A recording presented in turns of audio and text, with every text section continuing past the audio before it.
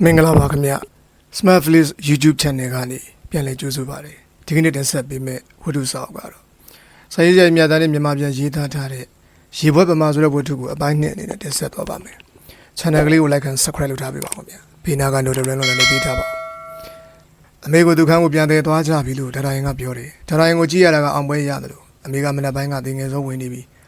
ဒါပေမဲ့အချိန်တော်ကြာပြီးအရေးကြီးတဲ့ခွဲစိတ်မှုကိုကောင်းစွာပဲခံနိုင်သေးတယ်။နောက်ဆုံးမှမေ့စေးပညာရက်တွေရဲ့ကျေးဇူးကြောင့်အမေရဲ့နှလုံးအဆုပ်နဲ့ကိုရင်ကအစိတ်ပိုင်းတွေကပုံမှန်အလုံးလုံးနိုင်ခဲ့တယ်။ဆရာကအဲ့ဒီအံပွဲအတွက်ဂုဏ်ကြီးမှမဟုတ်ချာကျမညီမကခွဲစိတ်ဆရာဝန်ကိုပြောခဲ့တယ်။အမေကိုခွဲရင်လည်းခွဲပါ။ဒါပေမဲ့ကင်ဆာဆိုရင်တော့ဝေဒနာတက်တက်တာနဲ့အသက်ထောင်လုပ်ပေးမယ်ဆိုတာကိုဂရိပေးပါဆရာလို့ဆိုခဲ့တယ်။သူကလည်းဂရိပေးခဲ့တယ်။သူဂရိကလည်းဂရိမြတာ။အမေကဂရိမမပြားချက်နေပြီးအိပ်ပြောနေတယ်။သူမျက်နှာကဖျောင်းလို့ဖြူပေးလို့နှာခေါင်းကကြုံဝင်လို့ပါဇက်ကဟာလို့ကျမနဲ့ညသူနာပြုဆရာမတို့စောင့်ကြလိမ့်မယ်ကျမကအိမ်ကိုပြန်လာတယ်စတ်နဲ့စကားပြောတယ်စိတ်ညောင်ဖဲကစားတယ်စက်တနိုင်မှာမြေကြီးအန်ထရက်စီးကြပြီးကြောင်ရန်ဖြစ်မှုကြီးဖြစ်ပောက်ကွဲသွားခဲ့တယ်ကိုလည်းအံ့ဩနေမိတယ်အဖေဆုံးစင်ကတစ်ချက်ကလေးမှမငုံမိရဲ့အမေဆုံးရင်လည်းငါတို့ဒီလိုပဲနေမှာပဲလို့ကျမကိုပြောခဲ့ဘူးတယ်အဲ့ဒီညဒီအပူကြောင့်ကိုကျမနားမလဲခဲ့ဘူးကျမခေါင်းလုံးဖုံးအပူရီစီးကြလာတယ်လို့ကျမကဒီပူရီရဲ့ကြားထဲမှာကိုတီးထားတယ်ယခုတစ်ချိန်မှာတော့ကျမရဲ့စိတ်ပြအားငယ်မှုဟုသမျှတို့ကိုချုပ်တီးခြင်းကမတတ်နိုင်တော့ဘူးကျမကိုယ်ထဲမှာကျမမဟုတ်တဲ့တစုံတစ်ယောက်ကငိုကြွေးနေပြီမနက်ခင်းကကျမတွေ့ခဲ့ရတဲ့ဟာနေတဲ့အမေပါစက်နဲ့ဒီရှူကင်းကိုကြည့်ပြီးအာယုန်ထဲမှာထင်လာတဲ့ကျမရဲ့ခံစားချက်တွေကိုစတ်ကိုဖွင့်ပြောမိတယ်လိုပါမပြည့်ခြင်းမတက်တာလို့မှန်လျှော့ရခြင်းမျောလင့်ခြင်းအတိဒုက္ခရောက်ခြင်းမွေးတော့လဲတယောက်တည်းတည်တော့လဲအဖို့မပါတယောက်တည်းတည်တော့တဲ့ဖြင့်အထီးကျန်ဖြစ်ခြင်းစတာတွေကအဲ့ဒီဟာနေတဲ့အမေပါစက်မှာပေါ်လွင်နေပါတယ်အမေကဘွားမှာအထီးကျန်ဖြစ်နေရတာကိုဝန်ခံခြင်းမရဘူးကျမပါဇက်ကလည်းထိုးတူပဲဖြစ်တယ်လို့စတ်ကပြောပါတယ်ကျမကအမေပါဇက်ကိုကျမမျက်နှာပေါ်မှာတက်ဆင်ကြည့်ပြီးအမေရဲ့ပါဇက်လို့ရှားတယ်လို့လှုပ်ရှားကြည့်တယ်ဒီကမှအမေရဲ့ခန္ဓာကိုယ်ကြီးတစ်ခုလုံးအမေရဲ့ဖြစ်တယ်မို့တစ်ခုလုံးကစုပြုံရောက်ရှိလာကြတယ်ဂိယုနာတရားကကျမနှလုံးသားကိုဆွဲယူဖြစ်ညင်နေတယ်လို့ရှိနေတယ်အမေကပျော်ရွှင်တဲ့ကလေးတစ်ယောက်ဖြစ်ခဲ့ရမတူဘူးသူကလေးဘွားမှာဂျင်းတို့လွမ်းဆွတ်စရာဆိုလို့တခုသာရှိတာကိုကျမသတိရတယ်ဒါကလော်ရိတ်နဲ့ရွာလေးတရားမှရှိတယ်သူအဖွားရဲ့ဥယျာဉ်ကလေးဖြစ်တယ်ဥယျာဉ်ထဲမှာဈေးပင်တွေကဆင်းဆင်းဆူဆူတဲ့ပင်ပန်းမှန်နေကြောင်းနှွေးနေတယ်ဖာတော်မှာသူငယ်ငယ်ကနေခဲ့ရပုံကိုတော့အမေကကျမကိုတခါမှမပြောပြခဲ့ဘူးအမေရှင်းနေလောက်သမီးတုန်းကဒေစီပန်းကလေးတစ်ပွင့်ကိုဝက်စားထားပြီးရိုက်ထားတဲ့ဓာတ်ပုံရှိတော့အမေဝက်စားလေးတွေကတိတ်လာတာပဲလို့ကျမပြောတယ်ဒါပေမဲ့ချေးရှိစင်းအောင်ကစိုးစီမကောင်းတော့စိုးစီအစိမ့်နေလူမပေးလိုက်တာတော်နဲ့မပြောင်းနိုင်ဘူး3-5ရက်ရှိမှပျောက်သွားတယ်အမေရဲ့အတန်ကမကြည်လင်ဘူးခါသီးနာကြီးစရာကောင်းတဲ့ဒေကသူ့စိတ်တွေကိုပြန်ရောက်လာပုံရတယ်ကျမအဘပြပြကနေတဲ့ပုံကိုလည်းကျမကိုတကြီးမကပြောပြဘူးတယ်အဘကတန်90ရောက်တဲ့အခါမှာစကားနဲ့သွားပြီးတခါတည်းမှာမောက်မာတက်သေးတယ်လို့ဆိုတယ်အည်ပြုံးဆိုတာသိမရှိလာဘူးအတင်းလည်းအလွန်ပြောတတ်တယ်အမေကလည်းဟဲဘက်ချစ်ပုံမရဘဲနဲ့တာမန်မြတာအဘကလင်းကိုချစ်ဖို့လောက်ကိုသာနားလည်ပြီးတော့သားသမီးတွေကိုဒုတိယနေရာမှာထားတယ်အဖိုးနဲ့ပတ်သက်လို့ကတော့အမေကမကျင်တတ်တဲ့ညီတို့ဘိုးကတော့ညီတော်လေးလီလီကိုပဲချစ်တာကျန်တာတွေကိုသူစင်းနေထဲတာမဟုတ်ဘူးဒေါ်လေးလီလီကအမေထဲ9နှစ်ငယ်ပြီးတော့မှဘန်းလူရောင်ကြပြီးအလှသွေးကျွေနေပါတယ်အမေကသူညီမငယ်ဒေါ်လေးလီလီအပေါ်မှာကြီးတဲ့အထိမနာလို့တူရှိဖြစ်တတ်တယ်ကျမအရွယ်ရောက်လာတဲ့အထိအမေကကျမညံကောင်းပုံလိမ္မာရင်ကျေးပုံတွေကိုချီးမွမ်းကမ်းဖွင့်တတ်တယ်ကျမကိုသူနဲ့တူတဲ့ပြောလေးရှိပြီးတော့မှကျမတဲ့အငယ်ပူပေးကိုတော့နှိမ်တတ်တယ်ပူပေးကပန်းလူရောင်ကြပြီးအလှသွေးကျွေသူပါဒီလိုနဲ့အမေကသူမသိပဲသူညီမကိုပြန်ပြီးလက်စားချနေတာဖြစ်တယ်အမေကသူနေခဲ့ရတဲ့လေးဆွမ်းစောသီလရှင်ကျောင်းနဲ့သီလရှင်ဆရာကြီးအကြောင်းကိုဂုဏ်ယူပြီးပြောလို့ရှိတယ်သဘောကောင်းတဲ့သီလရှင်ဆရာကြီးကအမေရဲ့မာနစိတ်ကိုနှစ်သိမ့်မှုပေးခဲ့တယ်သူတို့အတန်းသားတွေရိုက်ထားတဲ့ဓာတ်ပုံတစ်ပုံကိုအမေပြဘူးတယ်ဖန်ချန်တွေမှာသီလရှင်တယောက်ခြံရံပြီးရိုက်ထားတဲ့မိန်းကလေး6ယောက်ရဲ့ပုံဖြစ်ပါတယ်4ယောက်ကအဝတ်နဲ့ဝတ်ထားကြတဲ့ဖော်ရာကျောင်းသူတွေဖြစ်ပြီးတော့2ယောက်ကတော့အဝတ်နဲ့ဝတ်ထားကြတဲ့နေကျောင်းသူတွေဖြစ်တဲ့အမေနဲ့သူငယ်ချင်းတယောက်တို့ဖြစ်ပါတယ်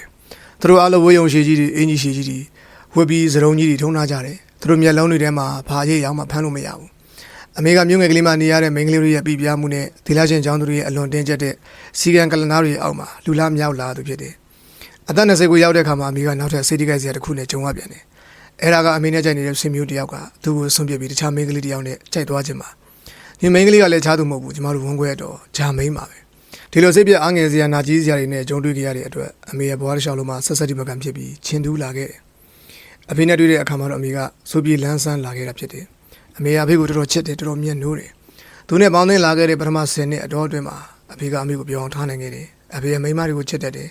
်သူမှမိန်းမပြဿနာတော်တော်များများရှိခဲ့တယ်အဖေက Master Proof ကိုဆွဆွလန်းလန်းဖတ်လို့ရှိပြီးတော့ Master Proof လို့ကိုမိန်းမကိုချစ်ရမှာမယငယ်ကိုချစ်တဲ့ထက်သန်မှုမျိုးတဲ့မရောစရာလို့ယူဆသူပါအဖေကအမေကိုပฏิပတ်သက်လုံးနေတတ်ပြီးတော့တူတီတူတာလေးလည်းပြောနေတတ်ပါတယ်ခလေးငယ်ဘွားကိုဘယ်ရာကမှဖုံးအုပ်ဖြတ်ပြလို့မရဘူး အဖေရဲ့တကူကောင်းဆံမှုတွေကဖုံးမြောင်ပေါ်လာခဲ့ပြီအမေကအီတလီပြည်ကအင်းအိုင်တွေကိုကြည့်နေတယ်ဒါပေမဲ့အဖေကနီးစ်မြို့ကိုရောက်တဲ့အခါမှာမြင်းပွဲရာသီစားကိုရောက်တော့အဲ့ဒီမြို့မှာပဲခရီးဆုံးပြီးပြန်လာခဲ့ကြရတယ်နောက်ကမှအမေကဒီအကြောင်းကိုတပတ်ပတ်ပြောတတ်တယ်အမေကခရီးသွားခြင်းကိုနှက်တတ်တယ်ငါကဆွန်စားသွားလာတဲ့ခရီးသည်ကြီးတယောက်ဖြစ်နေတာလို့အမေကပြောတတ်တယ်အမေငယ်ငယ်ကပြောဆုံးချိန်တွေကအဖိုးရဲ့အစီအစဉ်ချက်အရ Force ကို၎င်းလူစဘက်ကို၎င်း bicycle နဲ့ပြည့်ပြည့်ခြေချင်းပြည့်ပြည့်အပြောခီးထွက်ရတဲ့ကာလတွေဖြစ်ပါတယ်အမေကသူ့စိတ်ကူမျှော်မှန်းချက်တော်တော်များများကိုဆွန့်ခဲ့ရတယ်အဖေရဲ့အလိုကိုလိုက်ပြီးတော့မှအကြိုက်ကိုဆောင်းရတာကများတယ်အဖေကမကြိုက်တဲ့အတွက်အမေကမိတ်ဆွေပေါင်းဟောင်းတင်အောင်များစီကိုလည်းအလင်းမသွားတော့ဘူးသူတို့ယောက်ျားတွေနဲ့ပေါင်းဟောင်းတင်ရတာကညီငိုရကောင်းတယ်လို့အဖေကပြောတော့မသွားခြင်းဖြစ်ပါတယ်အဖေကအခန့်မော်ဒီနဲ့ဇက်ခုံပေါ်မှာသာချင်းကုန်တယ်အမေကသူ့သွားလျာကိုမငြင်းမြူလိုက်ခဲ့တယ်သူကိုယ်တိုင်ကလည်းမူရေးရကိစ္စတွေကိုဝါသနာပါတယ်ဒါပေမဲ့အမေအလာကအမေရင်ထဲမှာရှိတဲ့အခဲမကြေစိတ်ကိုမဖုံးနိုင်ဘူးဘာရီတိုင်းဝိုင်းမှာအမေကတော့ဆန်တယ်တွက်လက်ချက်ချခြင်းမရှိခလေးလေးဖြစ်ပါတယ်ဘာရီတိုင်းဝိုင်းမှာအမေရဲ့ဒေါကတ်ချက်ချခဏနဲ့မူရကိုကြည့်ပြီးလူတွေကပြုံးကြတယ်တချို့အခန့်မော်ဒီမှာတွေ့ရတဲ့တချို့မိန်းမတွေဟာအဖေနဲ့မရှင်းဖြစ်ခဲ့ကြဘူးသူတွေပါမိမဒီတို့ပြောကြမှာကိုတွေးကြည့်နိုင်တယ်အဖေကသူ့စပွဲအန်ဆွဲထဲမှာသူနောက်ဆုံးထားတဲ့မြန်ငယ်တယောက်ဓာတ်ပုံကိုတင်ထားတယ်ဒီမိမကခက်ကြောထထမြက်ဖြစ်ပြီးတော့တခါတည်းမှာသူ့ယောက်ျားနဲ့အတူကျမတို့အိမ်ဝတော်မှာအလဲလာတတ်သေးတယ်နောက်အနှစ်30ကြာတဲ့ခါမှာအဖေကရီမမနဲ့အန်ဆွဲတဲ့ကဓာတ်ပုံကိုမင်းလွှင့်ပြလိုက်တာပါလို့ပြောတယ်အမေကညင်းတယ်ဒါပေမဲ့အဖေကမယုံဘူးတခုကတော့သိကြတယ်လက်ထပ်ပြီးလို့မင်္ဂလာခီးစားထွက်စဉ်ကပင်အမေရဲ့အချက်နဲ့အမေရဲ့မာနာကတရားရခဲ့ပြီဆိုတဲ့အချက်ပါပဲအမေကအချက်ကြီးသလောက်အမတ်သေးကြီးသူပါသူ့တရားတွေကဖြည်းဖြည်းချင်းမှသာချက်သွားတတ်တယ်ဒီနောက်မှာတော့ကျမတို့ဘူစီးပွားပြတ်တယ်အမေကအရှက်ရပြီးဘာတော့ကဆွေမျိုးတွေအားလုံးနဲ့အဆက်ဖြတ်လိုက်တယ်မင်္ဂလာဆောင်ပြီးမှပေးမယ်လို့ပြောထားတဲ့ခံဝင်ပစ္စည်းတွေကိုလည်းအဖေကမပေးနိုင်ဘူးဒီလိုမပေးနိုင်တဲ့အတွက်အဖေဘက်ကဘာမှပြောဆိုခြင်းမပြုတာကြောင့်အဖေဘက်ကသဘောထားကြီးတယ်လို့အမေယူဆပါတယ်ဒီကိစ္စနဲ့ပတ်သက်ပြီးအမေကအဖေပေါ်မှာတသက်လုံးကျေးဇူးတင်လျက်ရှိပြီးသူပြုတ်ကိုသူမလုံမလင်းဖြစ်နေတယ်ဒို့တိုင်အောင်အမေတို့အိမ်တော်ကြီးကအောင်မြင်တဲ့အိမ်တော်ကြီးဖြစ်ပါတယ်သမီးနှစ်ယောက်ကိုမွေးထုတ်ပေးခဲ့တယ်စားနေတော့နဲ့ချမ်းချောင်းလေးလေးရှိခဲ့တယ်စစ်ပြီးသွားတဲ့အထိအမေကကံကြမ္မာနဲ့ပတ်သက်လို့တလုံးတစ်ပါးမှညင်းညူခြင်းမပြုခဲ့ဘူးအမေကသူ့ရဲ့မိသားစုကိုချစ်ခင်တွေ့တာတယ်ပျော်ပျော်နေတတ်တယ်အမေရဲ့ပြုံးကကျမနှလုံးသားကိုပြုံးရွှင်စေခဲ့တယ်အဖေအချင်းကြီးပြောင်းသွားပြီးတော့မှကျမတို့တို့စင်စင်ရဲနေရတဲ့အခါမျိုးတွေမှာအမေကအိမ်မှာအစီကံတွေဘာတွေမထားတော့ဘဲနဲ့အိမ်မှုကိစ္စကိုသူကိုယ်တိုင်လုပ်ဖို့ဆုံးဖြတ်ရတယ်ဒါပေမဲ့အမေကအိမ်နောက်မှုကိစ္စတွေကိုလုပ်ရတာကိုနည်းနည်းကလေးမှမပြောဘူးဒီအလုပ်တွေကိုလုပ်ရတာကသေးသေးအောက်ကြတယ်လို့ထင်တယ်အမေကအဖေနဲ့ကျမတို့တွေကိုကိုကျုံမဖက်ပြုစုယူရနိုင်ပါတယ်ဒါပေမဲ့အသင်းတို့တွေအတွက်ငါကအနစ်နာခံရတာငါကဆွန့်လို့ရတာလို့ထင်ပုံရတယ်အမေမှာဖြစ်နေတဲ့ဝီယောဒီကတစ်ဖက်ကလည်းလင်းတဲ့သားသမီးတွေကိုပြုစုစောင့်ရှောက်ခြင်းတယ်တစ်ဖက်ကလည်းသူ့ကိုယ်ပိုင်ဝါသနာတွေမျှော်မှန်းချက်တွေဆန္ဒတွေရှိနေခြင်းပဲဖြစ်တယ်အမေကသူ့ကိုယ်သူချိုးချံထိန်းချုပ်နေရပြီမဲ့သူမှသူကြိုက်တယ်လို့လွတ်လွတ်လပ်လပ်နေခြင်းစိတ်တစ်ဖက်ပေါ်နေတယ်နောက်အနည်း20ကြာတဲ့အခါမှာတော့သူ့စိတ်ဆန္ဒအတိုင်းလွတ်လွတ်လပ်လပ်လုပ်ခဲ့ရခြင်းကအဲ့ဒီခြင်းကအဆွဲလန်းနေရှိနေခြင်းကြောင့်ဖြစ်ပါတယ်အဆွဲလန်းတွေကသာတားဆီးမလုပ်ခဲ့ရင်အမေကအဲ့ဒီတက်ခတ်ဆော့ဆော့အိမ်ကထွက်ပြီးတခြားတရက်တကြီးကိုသွားလို့အလုပ်လုပ်မှဖြစ်တယ်အမေကမှန်ညံကောင်းတော့ဆွဲရှိတယ်အလုပ်ကိုလည်းကြိုးစားတယ်ထိုစဉ်ကသာအမေအလုပ်ထွက်လုပ်ခဲ့ရင်အမေကခုလောက်ဆိုရုံအောင်မှကြီးတောင်ဖြစ်နေတော့မယ်စာအုပ်ဆိုင်မှာလည်းအလုပ်ဝင်လုပ်လောက်ပြီဒါဆိုရင်သူဟာလင်းတဲ့သားသမီးတွေရဲ့စီကိုဂျွန်ခံနေရမယ်အစားသူ့မာနနဲ့သူခေါင်းမော်နိုင်လောက်ပြီသူ့အပေါင်းအသင်းနဲ့သူရှိလောက်ပြီလင်းတဲ့သားသမီးတွေပေါ်မိခုနေရတဲ့အဖြစ်ကလည်းလွတ်လောက်ပြီလင်းတဲ့သားသမီးတို့ပေါ်မှာမိခုနေရခြင်းကထုံးတမ်းစင်လာရသဘာဝကျတဲ့ကိစ္စဖြစ်ပေမဲ့အမေသဘာဝနဲ့တော့တခြားစီပါပဲဒီလိုသာပြည့်ခဲ့အမေကနောက်မှတွေ့ကြုံမဲ့စိတ်ပြအားငယ်စရာတွေကိုအခုတည်းပူပြီးတည်ငြိမ်စွာနဲ့ခံနိုင်လိမ့်မယ်လို့ထင်ပါတယ်အဖေကလည်းအပြစ်မတင်လို့ဘူးယောက်ျားဆိုတာကဝါသနာကိုဖျောက်နိုင်ခဲ့တယ်အမေမှလက်ဆက်မှုကုန်ခန်းသွားတဲ့အခါမှာအဖေကလည်းစိတ်ဝင်စားမှုယုံနေသွားတယ်ဒီအခါမြမဖေကကာဖေးဒီဗာဆိုင်ရက်ကွက်မှာရှိတဲ့ပြည်စာမစီကို၎င်းစဖင်စ်ကအမေမငယ်ရီစီကို၎င်းချီဦးလဲတယ်ကျမ14 5နှစ်နဲ့20ရွယ်အထိအဖေကမိုးထင်းနေလင်းမှာအရန်နဲ့1000နဲ့ပြန်လာပြီးညကဘလူးနဲ့ပူကကစားနေလို့ဘယ်မှာ bridge ကစားနေလို့စားရမြေရတဲ့အကြောင်းပြချက်တွေကိုပြတတ်တာကိုကျမတစ်ချိန်နဲ့ချိန်မကကြုံဘူးတယ်အမေကဘာမှမပြောဘူးအဖေစကားကိုယုံကြည်တာကြောင့်လားမပြောတတ်အမေကဒီလိုဖြစ်မှန်တွေကိုမပြောရမသိချင်ပြုနေရမယ်ဆိုတဲ့အဆုံးမအောင်မှာကြီးပြင်းလာခဲ့ရသူဖြစ်တယ်ဒါပေမဲ့အမေစိတ်ထဲမှာတော့အဖေဒီလိုမျိုးနေတဲ့နောက်ကိုခံစားနေရတယ်တူတယ်အမေရဲ့ဖြစ်ကိုကြည့်ပြီးတဲ့နောက်မှာတော့ဘူးစွာရင်အောင်ရေးဆိုတာကတဘာဝမကြတဲ့ထုံးတမ်းတလိကြီးတစ်ခုလိုသာဖြစ်တယ်ဆိုတာကိုကျမကသဘောပေါက်သွားတယ်လက်ပမာဝတ်ထားတဲ့လက်ထက်လက်ဆွဲလိုရဆိုရင်တော့အဖေကအမေရဲ့ကာမပိုင်းလင်းမယ်အရွယ်ကလည်းကောင်းလို့စုပြိုးတော့မှာအသက်35နှစ်မှာအမေကအိမ်တော်ကြီးအရသာကိုခံစား권ဆုံးရှုံးခဲ့ရတယ်အမေကသူချစ်တဲ့ယောက်ျားပေးမှာအိမ်ယုံလာအိမ်နေရတဲ့သူဒီယောက်ျားကသူ့ကိုယူရချစ်ခင်ခြင်းမရှိတော့ဘူးအမေမျောလင်းဆောင်စားပြီးတပ်ပင်းတခြားခြားနဲ့ရှိနေပြီမဲ့အချင်းဒီလာပဲလင်ကတွေ့ကြမိမနဲ့လိုက်ပြီးအပျော်ကျူးနေတာနဲ့ဆိုင်အစာကလေးကအပြမစရိယသိခါဖို့ကိုစောင့်တင်းခဲ့တာကမှခံစားအောင်ပါဒီကမှမေးရစိတ်တပြပြားလာခြင်းကိုကျွန်မမအံ့ဩတော့ဘူးတယောက်နဲ့တယောက်ရှမ်းဖြစ်ကြတော်တော်ကြာပြန်တိတ်လိုက်ကြတော်တော်ကြာပြက်လိုက်နေလူရှိသူရှိပြီးမရှောင်ကြတော့ကျွန်တော်မိမကစိတ်ထားကိုကဆိုးတာအဖေကပြောတတ်တယ်အမေကသူစိတ်မြန်ကြောင်းဝန်ခံတယ်ဒါပေမဲ့ဒီဘူးဘွားကသိစိတ်ကောက်တတ်တယ်စိတ်မမှန်ဘူးပြောတဲ့ကိုကြားရတဲ့ကတော့အမေကတော်တော်နားတယ် ငငယ်တုန်းကဆိုရင်အမေကအဝတ်စားကိုတော်တော်ခုံမိနေကျမအမကြီးနဲ့တူတယ်လူတွေကပြောရင်အမေကတမီးမျိုးနဲ့ဖြစ်နေတတ်တယ်အဖေရဲ့ဝန်းခွဲညီတယောက်ကအမေစနာတီးရင်ချဲလိုလိုက်ပြီးတော့မှတီးတတ်ပါတယ်အမေကလည်းလေးစားခင်မင်လို့အရေးပေးတယ်သူလက်ထက်သွားတဲ့အခါမှာတော့အမေကသူမိမကိုအလိုလိုမုန်းနေတယ်အမေကအိမ်တော်ကြီးမှလည်းအဆင်မပြေလူမှုရေးမှလည်းအဆင်မပြေဖြစ်လာတဲ့အခါအဝတ်စားကိုလည်းကြိုးမဆိုင်တော့ဘဲနဲ့ကပြေးကညစ်ပဲနေတတ်ပါတယ်ဟောကောင်းစားလာမဲ့သွားမယ်တကယ်ပွဲကြီးပွဲလည်းမျိုးလောက်ကြမှာတာခေါင်းကောင်းမမဝတ်တယ်တခါကျမကြောင်းပိတ်လို့ပြန်စင်ကအဖြစ်ပြက်တကူကိုကျမသတိရသေးတယ်အမေကကျမတို့ကိုဘူရာကိုလာကြိုးတဲ့အခါမှာမျက်နှာပုံးတက်လို့ရတဲ့ဂရီပါအောက်ထုတ်လှလှကလေးကိုစောင်းထားပြီးတော့မှမျက်နှာမှာလည်းပေါင်းတာတွေပါလိမ့်ထားတယ်ကျမကဝမ်းသာအားရနဲ့ဒိုမေကြီးကဘဲဆိုးလေအပြိုကလေးရှုံးနေတာပဲလို့ပြောတော့အမေကအားရပါရရည်နေတယ်အမေကကြောကြောမမလှလှပပနေရတာကိုဂုံမယူတော့ဘူးအမေကခန္ဓာကိုယ်အတဘောကြီးကိုဖြစ်ကြတဲ့ဇန်ထားတဲ့အထိရွှန်ရှာဆက်ဆုပ်ရမယ်ဆိုတဲ့ဒီလားရှင်အကြောင်းကပေးလိုက်တဲ့အသည့်ကိုကျမတို့ညီမနှစ်ယောက်ကိုသွင်းပေးတယ်သူကိုယ်တိုင်လည်းနှလုံးသွင်းပါတယ်ဒီအခါမှလည်းအမေရဲ့ဝီရော်ဒီတစ်ချက်ကိုကျမတွေ့သွားပြန်ပြီအမေကဒီလိုနှလုံးသွင်းပေမဲ့လည်းသူ့ကိုယ်သူလှခြင်းနဲ့အမြောက်ကြိုက်တယ်သူကိုမြောက်ပြောရင်ကျင်းနေတတ်တယ်အဖေအမေဆွေတူကသူ့ဈေးနဲ့သူစာအုပ်ထုတ်ရေးထုတ်ပြီးအဲ့ဒီစာအုပ်မှာကျွန်တော်လေးစားမြတ်လို့တော့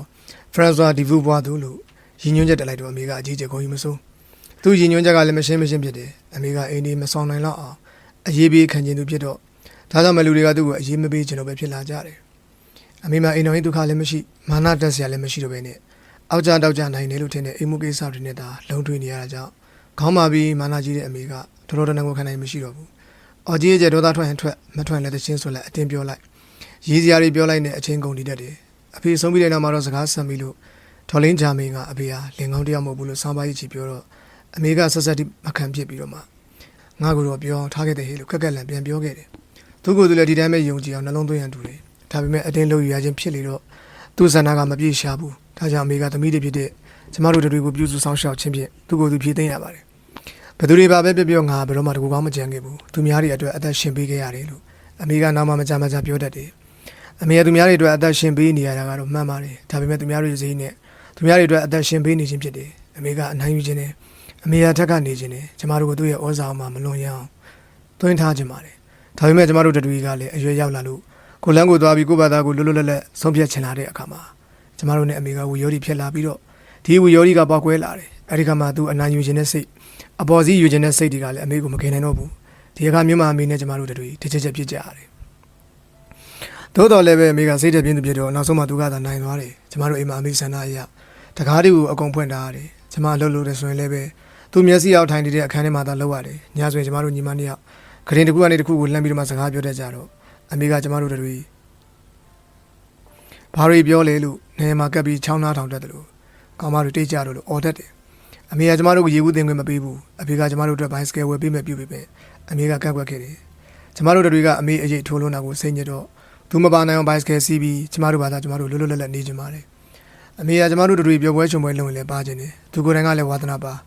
ငငယ်တုန်းကလည်းသူတယောက်တည်းချင်းခံတဲ့ဖြစ်ကလည်းရှိတော့အဲ့လိုနေရာတကာဝင်ဆွဲခြင်းပြင်းတူပါတယ်သူကိုကျမတို့ထဲကိုမပါစေခြင်းကြောင့်အရေးအောင်ပြသည့်တိုင်အမေကအလိုက်ကန်းစိုးမသိအတင်းဝင်ပါတတ်တယ်လာရီလဲရမှာနေစဉ်တညကျမတို့အိမ်မီးဖို့ခန်းထဲမှာလူငယ်တတိုက်စုံကြတယ်ယောက်ျားလေးတွေကမိန်းကလေးတွေပါတယ်မိအိမ်နေနဲ့ထွက်ကောက်ပြီးရလာတဲ့ခရီးတွေကိုပြုတ်နေကြတာပါအဲဒီတော့မှအမေကကျမတို့ကလေးတွေတတိုက်ထဲကိုပေါက်လာပြီးငါလည်းညီတို့နဲ့အတူညစာစားပိုင်ခွင့်ရှိတယ်လို့ဆိုလို့လာထိုင်နေတယ်သူရောက်လာတဲ့အတွက်ကျမတို့တွေစိတ်ညစ်ကုန်ကြသည့်တိုင်ထွက်မသွားဘဲနဲ့ထိုင်နေတယ်တခါမှကျမတို့ညီမနဲ့ကျမတို့မောင်တဝန်းခွဲချက်တို့ဒေါ်တော်နန်းတော်တကားပေါ်မှာချင်းကြတယ်အမေလည်းလိုက်လာတယ်ချက်ကတော့ပေါ်မလားငါလာတယ်နင်တို့အမေကြီးမျက်နှာနဲ့ပြန်သွားတာလို့နောက်တနေ့မှချက်ကပြောတယ်အမေကနေရာတကာမှာပါချင်းပါတယ်တကယ်ချင်းအပေါင်းအသင်းတွေကိုအိမ်ဖိတ်ပြီးလက်ဖိတ်တိုင်ငါလည်းနင်တို့ထဲမှာပါခွင့်ရှိတယ်လို့ဆိုပြီးတော့သူကြီးစကားတွေပြောတယ်ဗီယက်နမ်နဲ့မီလန်ကိုရောက်တော့ကဆိုရင်အမေကအစိုးရဧကန်ပွဲတွေကဖိတ်ရင်သူပါလိုက်လာပြီးနေရာတကာမှာလူတွင်ကျလောက်တော့ကျမညီမကမကြာခဏစိတ်ညစ်စိတ်ပြရတယ်အဲဒီလိုဇော်တင်းဝင်ရောခြင်းလူတွင်ကျလောက်ခြင်းကသူ့အတ္တကိုသူပြန်မွေးဖို့အခွင့်အရေးဖြစ်ပါတယ်အမေကလူတွင်ကျလောက်ဖို့အခွင့်အရေးမရခဲ့ရှာဘူးအိမ်ထဲမှာသာအချိန်ကုန်နေခဲ့ရတဲ့အပြင်အပေါင်းအသင်းလည်းသိမရှိလားအဖေရှိနေလဲအဖေကရှေ့ကနေကာစီးထားတော့အမေမှာပွဲတိုးဖို့အခွင့်အရေးမရခဲ့ဘူးကျမတို့စိတ်ညစ်အဆုံးကတော့ညီတို့ထဲမှာငါလည်းပါခွင့်ရှိတယ်ဆိုတဲ့စကားပါပဲဒီစကားမျိုးကိုပြောရပြီးဆိုကြတဲ့ကအမေမှာကိုယုံကြည်မှုကင်းနေကြောင်းကိုပြနေတယ်အမေရဲ့ဆန္ဒကလည်းများပါပြီအမေကသူ့စိတ်ကိုလည်းသူမထိန်နိုင်ဘူးတခါတည်းမှာလည်းအမေကဆဲဆူချင်းမောင်းနေတတ်တယ်ဒါပေမဲ့တာမန်အဖြစ်တော့အမေကအောက်ကျနောက်ကျနိုင်လုံးတဲ့အထိသူ့တိတ်ခါကိုသူထိန်ပါတယ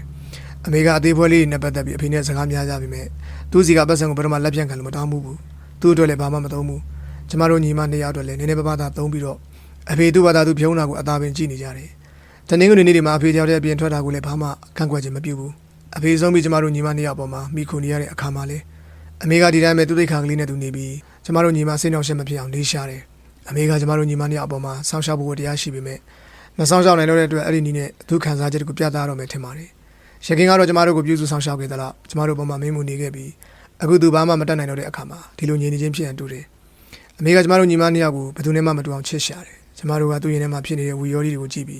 းကြီးစွာတဲ့စိတ်မကောင်းခြင်းဖြစ်ရတယ်အမေအမတ်သေးကြီးတူပါသူ့ကိုနင်းနေနာပြောထားတဲ့စကားတစ်ခုကိုနောက်နှစ်ပေါင်း340တောင်မမေ့ဘူးသူ့စိတ်ထဲမှာခင်းရောက်နေတဲ့ဒေါသပေါက်ကွဲပြီးဆိုရင်ကြောက်စရာကောင်းအော်ကြီးကျဲလုပ်ပြီးတော့တပတ်သားကိုပိတ်တလေးနဲ့ဘေးပြစ်တယ်လို့ရှိအောင်ရင်းရင်တီးတီးပြောတတ်ပါတယ်ကျမတို့ညီမနှစ်ယောက်ပေါ်မှာအမေကရက်ဆက်ကြမ်းကြုတ်တဲ့ကျင်နာမှုကိုမကြာခဏပြတတ်တယ်ကျင်နာမှုကိုပြသပုံကစိတ်ရှိလက်ရှိအငြင်းဆဲခံရတာထက်တပတ်သားအခမ်းအနားခက်လာပါတယ်ဒီလိုလုပ်ခြင်းကကျမတို့ကိုစိတ်ညစ်အောင်လုပ်ခြင်းမဟုတ်ဘူးကျမတို့ပေါ်မှာသူဩဇာနာရှိကြောင်းပြခြင်းလို့သာဖြစ်ပါတယ်တခါမှကျမခီးထွက်သွားစဉ်ကျမညီမငယ်ပိုပေးကကျမစီကိုစားဆောင်ရေးတယ်ဒီတော့ကပိုပေးကအပြိုးပေါ်ဝင်စားကလေးသာရှိသေးတယ်သူ့ရဲ့နှလုံးသားကြီးရဲ့ကိစ္စတွေကိုရေးလိုက်ခြင်းဖြစ်တယ်ကျမကလည်းကြိုးချောင်းကိုသူ့စီကိုစားပြန်လိုက်တယ်အမေကစားကိုပိုပေးရဲ့ရှိမှပဲဖောက်ပြီးအတန်ထွက်ဖက်လို့စားထဲမှာပါတဲ့တွင်းကြီးတွေကိုအကြီးအကျယ်နဲ့ရည်နေတယ်ပိုပေးကဒေါသထွက်လာတော့နောင်ကမှအမေကိုဘယ်တော့မှခွင့်လို့မှမဟုတ်ကြောင်းပြောတယ်အမေကမျက်ရည်တွေစီးကြလို့သူတို့နှစ်ယောက်ကိုအဆင်ပြေအောင်လုပ်ပေးလိုက်ဖို့ကျမစီကိုစားရေးတယ်ကျမကလည်းဒီတိုင်းပဲလုပ်ပေးခဲ့ပါတယ်အထူးသဖြင့်အမေကကျမညီမငယ်အပေါ်မှာဩဇာပြတတ်ပြီးတော့ကျမတို့ညီမနှစ်ယောက်ချစ်ချစ်ခင်ခင်နေကြတာကိုလည်းသိပြီးရှုစိတ်ရင်မတူဘူးကျမကဘာသာတရားကိုပြစ်ပယ်တဲ့အခါမှာအမေကဒေါသတကြီးနဲ့ဒီကောင်မှလွှမ်းမိုးတာကိုမခံနဲ့ညီဘက်ကငါရှိရဲ့လို့အော်ကြီးရဲ့ကျန်နဲ့ပြောခဲ့တယ်။ကျောင်းပိတ်လို့အိမ်ပြန်လာတဲ့အခါမှာတော့အမေကကျမတို့ညီမနှစ်ယောက်ကိုနှစ်ယောက်တည်းနေခွင့်မပေးတော့ဘူး။ဒီအခါမှာကျမတို့ညီမနှစ်ယောက်တည်းတွေ့ချင်းတေချာတော်ဦးတစ်ခုမှတိတ်တိတ်စိတ်တွေ့ကြရတယ်။အမေရဲ့မနာလိုဝန်တိုမှုကအမေကိုတသက်လုံးနှိပ်စက်သွားတယ်။အမေဆုံးတဲ့ဒီကျမတို့ညီမနှစ်ယောက်ကအမေမသိအောင်တိတ်တိတ်စိတ်တွေ့ကြရတယ်။ဒါပေမဲ့အများအပြားကတော့ကျမတို့ကအမေရဲ့နှွေးထွေးတဲ့မြတ်တာကြောင့်စိတ်ရိကခြင်းဖြစ်ကြရပါတယ်။ပိုပြီးစက္ကုနဲ့သမီးရွယ်ကိုရောက်มาတော့သူ့အတွက်အဖေနဲ့ဦးလေးဟန်ဒရီယန်တို့မကြာခဏစကားများကြရတယ်။အမေကပူပြီးဘက်ကကာကွယ်ပေးခဲ့တယ်။ဒီတုန်းကအဖေကပူပြီးကိုစိတ်ဆိုးနေတဲ့အတွက်တော်တော်နဲ့စကားမပြောဘဲနေတဲ့အချိန်ဖြစ်ပါတယ်။ပူပြီးကငွေကြီးအတွက်ပကြီးဆရာမလုပ်နိုင်ကြောင်းအနုပညာဝါသနာပါတဲ့အတွက်ပကြီးဆရာလုပ်ခြင်းဖြစ်ကြောင်းပြောတဲ့အတွက်အဖေကလုံးဝသဘောမတူဘူး။ဖက်ဆန်လည်းတပြားတစ်ချက်မှမထောက်တော့ဘူး။ကောင်းကောင်းလည်းမကြွတော့ဘူး။အမေကပူပြီးဘက်ကရက်ပြီးတော့ပူပြီးရဲ့ဝါသနာကိုကူညီဖြည့်ဆည်းခဲ့တယ်။ကျမနဲ့ပတ်သက်လို့ကတော့အဖေဆုံးပြီးတဲ့နောက်မှာကျမကိုအဖော်တယောက်နဲ့တူစိတ်ပြေလက်ပြောက်ခီးထွက်သွားဖို့စိတ်လိုလည်းရပြောဖို့တာကိုကျမမမေ့နိုင်ဘူးအမေကခရီးကားတာဖြစ်တော့အခြားသူတွေနဲ့လည်းပလင်းနံပါတ်မသိလာ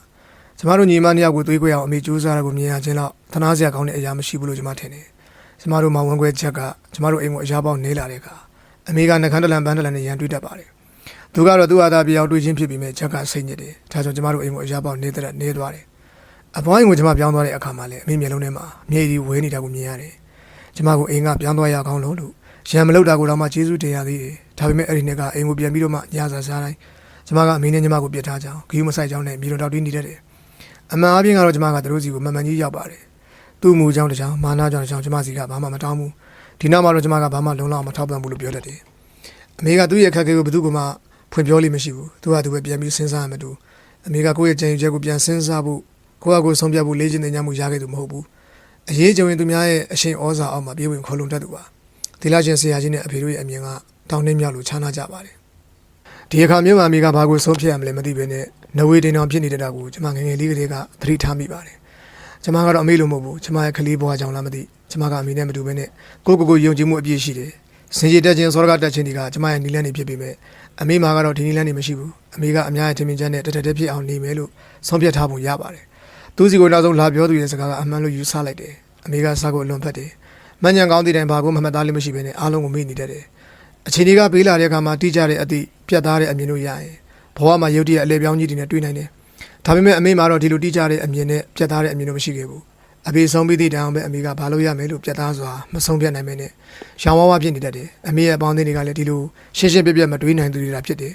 ဘာသာရေးမှာပင်အမေရိကန်မျိုးဗလာဘာသာရေးကိုမထောက်ခံမဲနဲ့ခင်မြင်ရှိတယ်ဆိုတဲ့ဘာသာရေးကိုထောက်ခံတယ်ဒါပေမဲ့သူတောက်ကန်တဲ့ခိုင်းထဲမှာလည်းပဲအယူဆတွေမျိုးကွဲနေတယ်ကျွန်မကဘာသာတရားနဲ့အနေဝေးပေမဲ့ကျွန်မအကြံဉာဏ်ကိုတော့နေရာတော်တော်များများမှာအမေလက်ခံပါတယ်ကျွန်မညီမနဲ့လီယိုနယ်တို့အကြံဉာဏ်ကိုလည်းသူလက်ခံတတ်ပါတယ်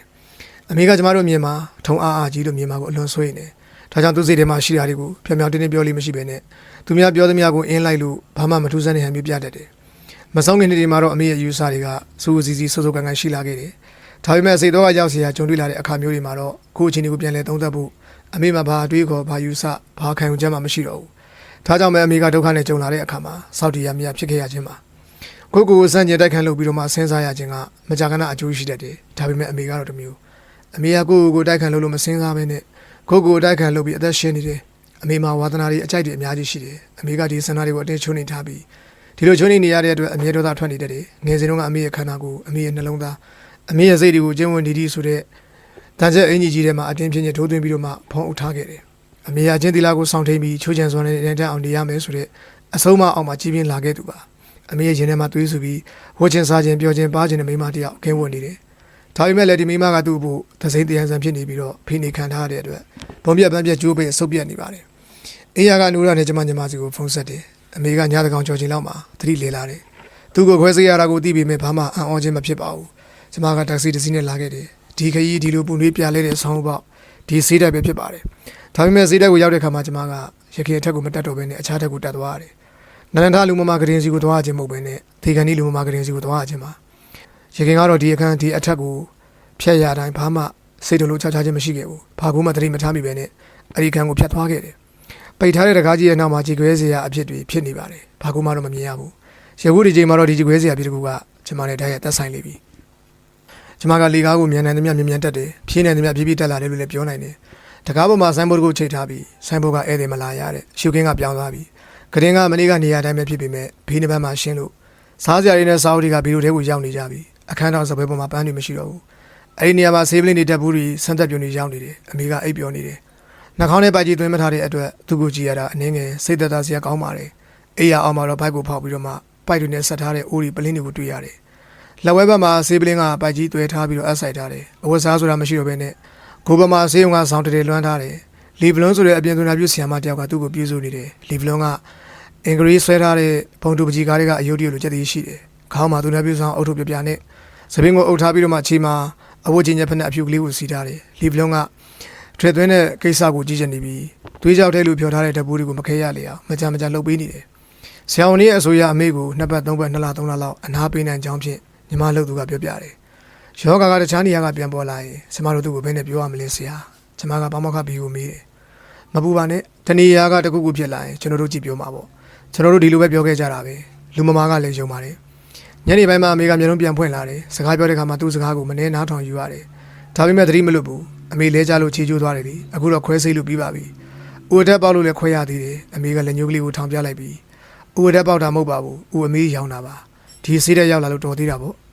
ကျမရောက်လာတော့အားရှိတယ်မလားငါကဦးအမေရောင်းတာပါတဲ့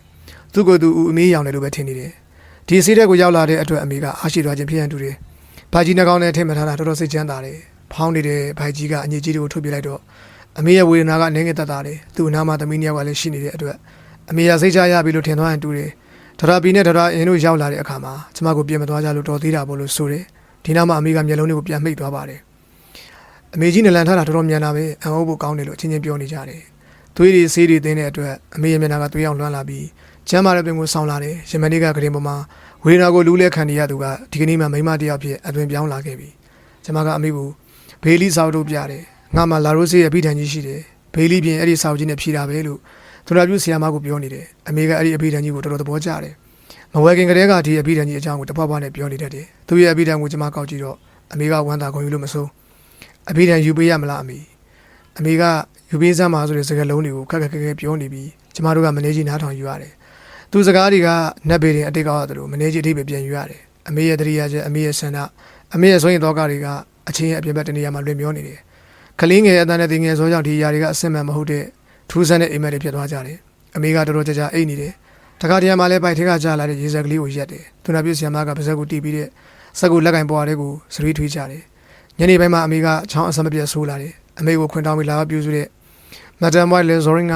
အမေကိုမထုတ်ပြီးတော့မှနှိမ့်နေပြီးလို့စရီးထွေးနေအောင်လုပ်ပြီးတဲ့အခါမှာအမေကသူ့ကိုတကယ်အပြုံးနဲ့ပြုံးကြည့်နေတယ်ဒီအပြုံးက4ရက်အတွင်းပထမဆုံးပေါ်လာတဲ့အပြုံးပါအဲ့ဒီညမှာပူပြေးကဆေးတိုက်မှာသူစောင့်အိမ်မယ်လို့ဆိုတယ်အမကအဖွားဆုံးလုံးကအဖေဆုံးလုံးကအနားမှာရှိတယ်ကျမကတခါမှအနားမှာမရှိခဲ့ဘူးအမေကညကျမစောင့်အိမ်မယ်အမေနားမှာကျမရှိခြင်းတယ်ကျမလည်းသဘောတူလိုက်တယ်အမေကတော့တန်ရတော့နဲ့ဒီဆေးတိုက်ထဲမှာမြန်ဘာဖြစ်လို့လာအိတ်ချင်ရသေးတယ်လဲလို့မေးတယ်လေယွန်နယ်ကိုခွဲတော့ကလည်းကျမဆေးရုံမှာစောင့်ရခဲ့ဘူးတာပဲအမေကျမဘူးယူနေပါပြီဒါဆိုလည်းသဘောပဲကျမကဒုက္ခဖျားခြင်းတို့လိုဖြစ်ပြီးတော့အိမ်ကိုပြန်လာခဲ့ပါတယ် အပူငွေတွေအများကြီးပေးထားတဲ့တက်ကအေးမြတဲ့ဆောင်းပေါ်ဆူဆင်းမှုတွေကိုထွက်လာတော့အေးမိသွားတယ်ကျွန်မဆေးတောက်ပြီးခက်ရှင်းရှင်းနဲ့ပဲအိယာကိုဝင်ခဲ့တယ်တယ်လီဖုန်းကိုဖြုတ်မပစ်ခဲ့ဘူးအမေကအချိန်မီတစ်ခုခုဖြစ်နိုင်တယ်မလားဖျောင်းတိုင်ပြီးတော့လို့အချိန်မီဟုတ်ကနေငိမ့်သွားနိုင်တယ်မလားဒါကြောင့်အရေးကိစ္စဆိုရင်ချက်ချင်းတယ်လီဖုန်းဆက်ဖို့ညီမကိုမှာပစ်ခဲ့တယ်မနက်၄နာရီမှာတယ်လီဖုန်းခေါင်းလောင်းနေပြီးတော့ကျွန်မကလန်နိုးလာတယ်ညီကုန်းကိုရောက်ပြီလို့ကျွန်မထင်လိုက်တယ်ကျွန်မကတယ်လီဖုန်းကိုကောက်ကင်တယ်ကျွန်မမကြားဘူးသေးတဲ့အသံတန်ကြားရတယ်နံပါတ်မှာခေါ်ခြင်းဖြစ်တယ်ကျွန်မကအာယုံတက်တဲ့အထိအိတ်လို့မရတော့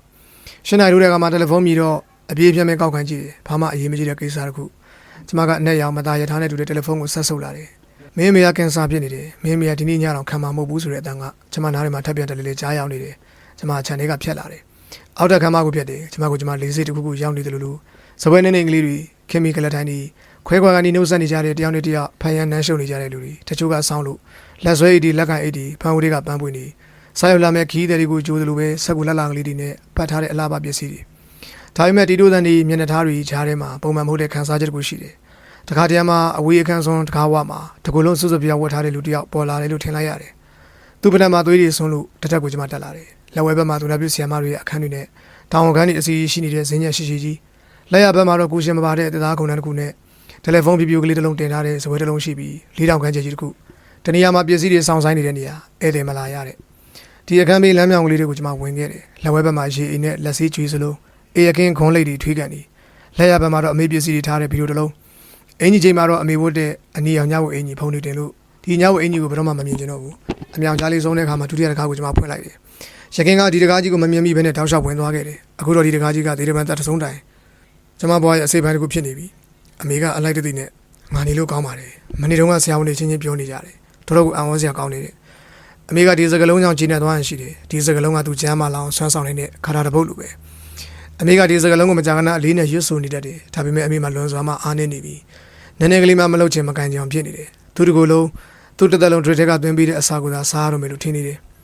နေကောင်းတော့မှအစာစားတော့မှမဟုတ်ပါဘူးတဲ့ဘာဖြစ်လို့မစားရမှာလဲအမေကမြူးမြက်လေးဆိုရင်ကြိုက်တတ်တာပဲစားလို့ရတော့မှမဟုတ်ပါဘူးသူနာပြုဆရာမလီပလုံးကဝမ်းမင်ပြီးတချောင်းကိုယူလာပြီးသူကောင်းကိုရှင်းလင်းပြီးတင်ပေးတယ်ဒီစပင်ကြီးကရှုပ်ပါတယ်ဖြတ်ပလိုက်စမ်းပါလို့အမေကဆိုတယ်ကျမတို့ကကန့်ကွက်ကြတယ်စိတ်ရှုပ်လုံးလို့ပါဖြတ်ပြလိုက်ကြစမ်းပါဇွတ်တကြီးကိုပြောနေတယ်ဒီစပင်ကြီးကိုဖြတ်ပြလိုက်ရင်တော့သူ့မှာယောဂဝေဒနာတွေပျောက်ကင်းပြီးဘေးရန်ငိမ့်စွာနဲ့နေရတော့မလို့ထင်နေသလားမပြောတတ်ဘူး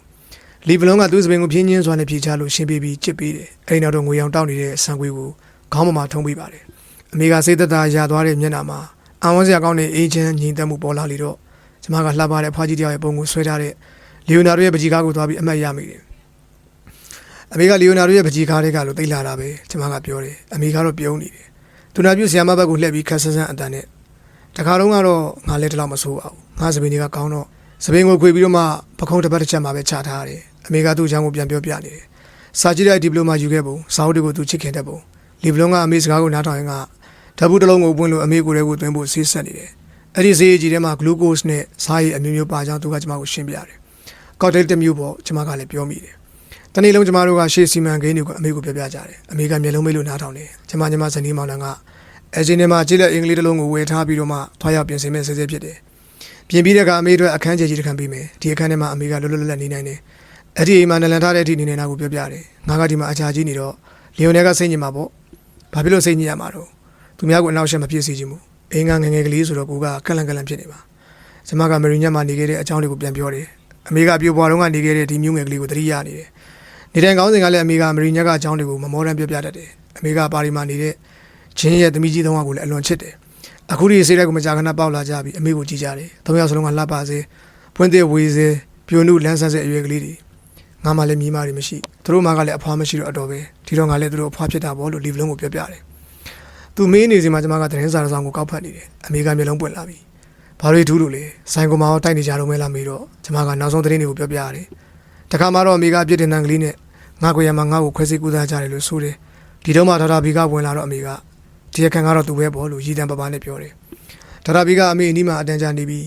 းပညာရှာတယ်ဆိုတာဘယ်တော့မှနောက်ကျတယ်လို့မရှိပါဘူးလို့ပြောတော့ဟုတ်တယ်ကျုပ်လည်းကျုပ်မှာဦးအမေရောင်ယောဂရှိတယ်ဆိုတာပညာရလာခဲ့ပြီလို့လေးနဲ့ဆိုနေဆိုတယ်ကျမကလည်းရီမောမောနဲ့ပဲအမေကတော့ဆံပါပဲဈေးရုံကိုလာတဲ့တုန်းကတော့တင်မစုံရုံကျိုးလို့လာတက်ရတယ်ဒီရောက်တော့ဦးအမေရောင်လို့ဆိုပြီးခွဲစိတ်ကူးတာခံရတယ်အဲ့ဒီနေ့မှာအားလုံးကအမေကလာရောစွာနဲ့ဆက်ဆံပုံကိုကြည့်ပြီးကျမတို့စိတ်ထိခိုက်ခြင်းဖြစ်ရတယ်အမေကအသက်88နှစ်ရောက်ကမှအသက်ရှင်နေရခြင်းအံ့ဖွယ်ရတာကိုအသက်တပံပြန်ပြီးသဘောပေါက်လာတူတယ်သူနာပြုဆရာမကခေါင်းလေးကိုပြင်စီပေးနေစီမှာပ ပိုက်တကူကတတူကအမေဘောင်ကိုသွားထိတယ်အေးလိုက်တာရတာရှိလိုက်တာလို့ဆိုတယ်အမေကအော်ဒီကလုံးနဲ့ပေါင်တာကိုရွှင်းကလည်းမှုလိုက်တာလို့တပေါက်ပေါက်ပြောတယ်သူဘေးစပွဲပေါ်မှာဘန်းကန်နေတဲ့အပင်ငယ်တွေကိုနေရာကျစီထားတယ်ဟိုနင်းစီနေကလေးကမရီညက်ကလာတဲ့နင်းစီမရီညက်မှာဒုံငယ်ငယ်ကလေးကနင်းစီဆိုင်တာအခုလည်းစိုက်ကြတော့မယ်ပရင်းမှာကာလာတဲ့ခန်းစီကိုလည်းအတင်းမှာခိုင်းလို့ရွှေလူနေတဲ့သေးရွက်တွေကိုလည်းလမ်းကြည့်ပြီးလှလိုက်တာငါခမ်းမဆိုရင်တစ်ပင်နေဒီလိုရွှေအောင်တောင်းနေတာကိုမြင်ရတာမဟုတ်ဘူးလို့ပြောတတ်တယ်အမေကပြုံးနေတယ်ကျမတို့ညီမနှစ်ယောက်ရဲ့အထွေတွေကတူနေကြတယ်ကျမတို့ငယ်ငယ်တုန်းကကျမတို့ကိုရွှင်လန်းစေတဲ့အပြုံးကလည်းဒီအပြုံးပဲဖြစ်တယ်လို့ကျမတို့နှစ်ယောက်စလုံးတွေးမိကြတယ်ဒီအပြုံးကမိမငယ်တယောက်ရဲ့ရှွန်လက်တော့ပါတဲ့အပြုံးထိုစဉ်ကနေယခုအချိန်ကြာမှဒီအပြုံးကဘဲစီကိုရောက်နေကြတယ်အမေဒီလိုပြောနေတာကိုမြင်ရရင်ကျမတို့တို့ကိုအချင်းဆွဲ900ကျော်နှက်တာပေါ့ပူပေးကကျမကိုပြောတယ်ဒါပေမဲ့အမေကဝေဒနာကြီးကိုဘယ်လောက်များကြားရှိခံနေရအောင်မလဲအမေကအတူပါအခန်းကြီးလို့နောက်တစ်နေ့မှကျမတွေးမိတယ်အမေကန်ပရင်မှာအခန်းစီပြတတ်ထားတယ်တရုတ်ကကျိုးနေတော့ပိတ်လို့မရဒါပေမဲ့ရခင်တုန်းကတော့အလင်းရောင်ကအမေကိုဘာမှအနောက်ရှက်မပေးနိုင်သေးဘူးအမေကမျက်လုံးတွေကိုမိတ်ပြီးအမောင်ထဲမှာလဲနေတယ်ကျမကသူ့လက်ကိုကင်လိုက်တဲ့အခါမှာအမေကဒုတိယစွာနဲ့စီမွန်လာငါဘာမှကောင်းကောင်းမမြင်ရတော့ဘူးလို့ဆိုတယ်ပုံပေးပြန်သွားတဲ့အခါမှာတော့ကျမကလည်းဆွမ်းတော်ဘုတ်တူဘုတ်ကိုကောက်ဖက်နေတယ်အမေကမကြာခဏတပ်ပြင်းကြီးချပြီးငါစိတ်တွေမကောင်းတော့ဘူးဖောက်နေတယ်လို့ဆိုတယ်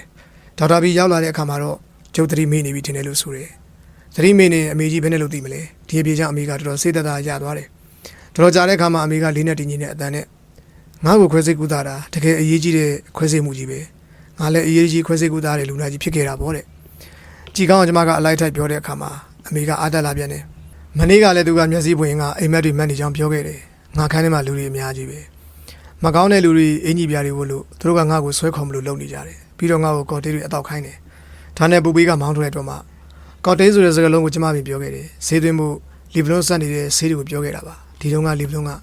သူတော်ပြုဆရာမတွေစောင်းတဲ့အုတ်ထုတ်ပြားကိုစောင်းထားတယ်သူပြောတဲ့လူတွေဆိုတာကသူ့ကိုခွဲစိတ်ခန်းတွေကိုခေါ်သွားကြတဲ့အမျိုးသားသူနာပြုတွေပါပရင်းမောက်ကိုဖွင့်ခိုင်းတော့ဖွင့်ပေးရတယ်လေကောင်းလေတန်းကိုရှိလို့အရသာရှိလိုက်တာလို့ဆိုတယ်အပြင်ဘက်မှာငှက်တွေတေးတည်နေကြတယ်အမေကငှက်တွေရဲ့တေးကျူးတန်းကိုနားထောင်ပြီးကြည်နူးနေတယ်ငှက်ကလေးတွေကျမပြန်ကန်ကြီးမှအမေကဘာဖြစ်လို့လဲမသိဘူးငါဘဲဘက်ပါမှအလင်းအောင်ထိုးနေတယ်လို့ပဲအလင်းအောင်ကဝါချင်းချင်းကလေးတွေစက်ကူပပလေးကိုခံပြီးထိုးထားတယ်လို့ပဲသိအရသာရှိတယ်လို့ဆိုတယ်ဘယ်နဲ့လဲဆရာခွဲစိတ်ကူတာအောင်မြင်တယ်မလားလို့ကျမကဒေါက်တာဘီကိုမေးတယ်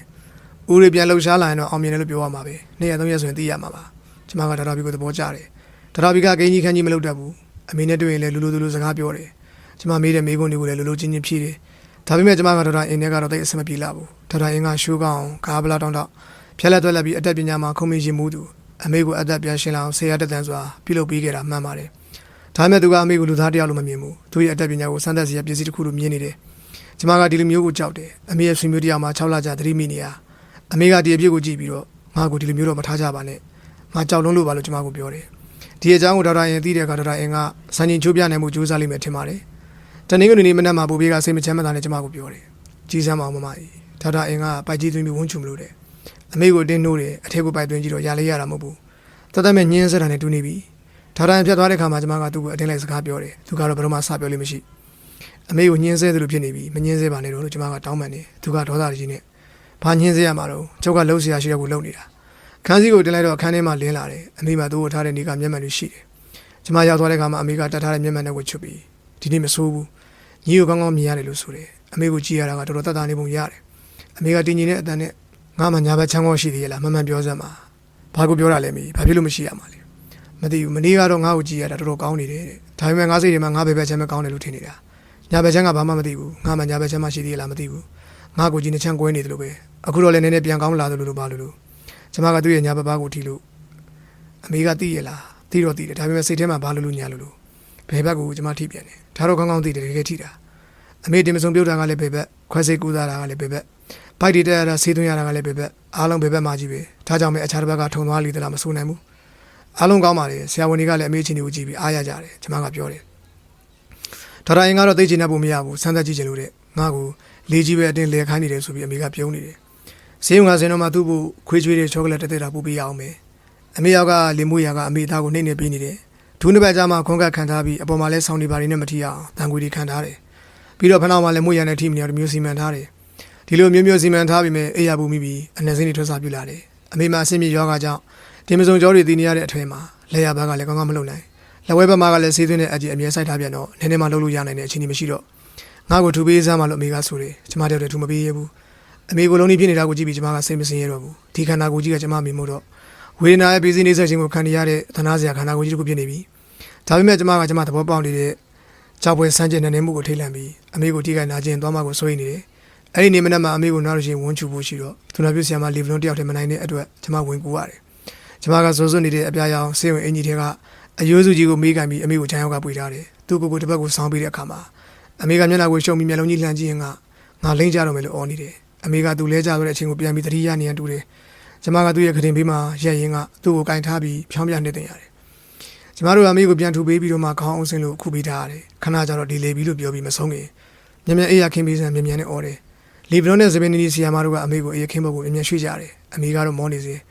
ကိုလိုနီဖြစ်နေတဲ့အမေရဲ့အသားတွေနဲ့ပြောင်းလဲနေတဲ့တန်ကရင်ဘော်ကိုမြင်ရတဲ့အခါမှာတော့ဒီကရင်ဆွန်းကအမေသားကိုဓာတ်နဲ့လိပြတ်တယ်လို့ရှိနေလိမ့်မယ်လို့ကျမတွေးမိတယ်ဆရာမညောက်ကအမေကိုကမုတ်ပေါ်ကိုဆွဲတင်ကြတယ်စပင်နီနဲ့ဆရာမကခက်ချမ်းချမ်းဆွဲတယ်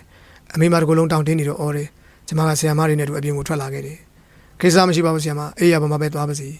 မကောင်းပါဘူးမမရှက်စရာကြီးပြီးတော့တခြားလူနာတွေကလည်းပြောကြလိမ့်မယ်လို့လီဗလုံးကကန့်ကွက်တယ်စပင်နီနဲ့ဆရာမကလူမတကူလုံးညစ်ကြေးတွေပြီးဆူရှဲကုန်လိမ့်မယ်အဲ့တော့အေးရဖို့မိပြီးအနက်စိမ့်တွေပို့ဆူမှာချက်ချင်းဝက်စားလဲပေးရမှာပေါ့ကျမကအမေထမကိုပြန်လာတယ်အမေကလေတံကလေးနဲ့စပင်နီနဲ့ဆရာမကတော်တော်ဆိုးတဲ့ကောင်မငါ့ကိုတငယ်နဲ့စားလိမ့်မယ်အောင်းမိနေသလားမသိဘူးမဟုတ်ပါဘူးမေအေးရပါမှာဝန်းသွားတဲ့အတွက်ကိစ္စမရှိပါဘူးအေးရခင်းလေးလန့်ပြီးတာပဲဘာမှမကြည့်ဘူးဟုတ်ပါတယ်အသေးကောင်တွေလည်းဒီလိုပဲအေးရတွေမှာကိစ္စပြီးရတာပါပဲအမေကမျက်မှောင်ကိုကုတ်ပြီးမထူတော့ဘူးဆိုတဲ့သဘောနဲ့ခက်ပြက်ပြောတယ်ကျမကအံ့ဩနေတယ်ရှက်ဆရာလို့ခက်စောစောကဆရာမပြောသွားတဲ့အတိုင်းပဲသူ့ဘဝတစ်ခြားလုံးမာနာတွေတစ်ခွဲသားနဲ့နေခဲ့တဲ့အမေကဘာမှရှမ်းမထူတော့ဘူးဒီလိုအဆက်ကြောက်ကြီးတဲ့မိန်းမတစ်ယောက်အနေနဲ့ကျမတို့လူပွားကြီးရဲ့အဟိတရိစံသဘောကိုပြပြတသားရင်ဆိုင်လိုက်ခြင်းကတတိတမျိုးလို့ကျမယူဆပါတယ်ဒီနေ့တင်ဆက်တဲ့ဝတ္ထုကလေးကိုဒီနေရာလေးမှာခေတ္တရန်နာလိုက်ပါတယ်ဒီနေ့တင်ဆက်တဲ့ဝတ္ထုကတော့စာရေးဆရာကြီးမြတ်တန်းတဲ့မြန်မာပြည်ရေးသားထားတဲ့ရေဘက်ပမာဆိုတဲ့ဝတ္ထုကလေးကိုအပိုင်းနဲ့အနေနဲ့တင်ဆက်ခဲ့တာပါကျွန်တော်တို့ရဲ့ channel ကိုလည်း like and subscribe လုပ်ထားပေးပါဦးဒီနားက notification လုံးနဲ့နှိပ်ပေးထားပါအောင်ခင်ဗျာနားဆင်ပေးတဲ့အတွက်ကျေးဇူးများတင်ပါတယ်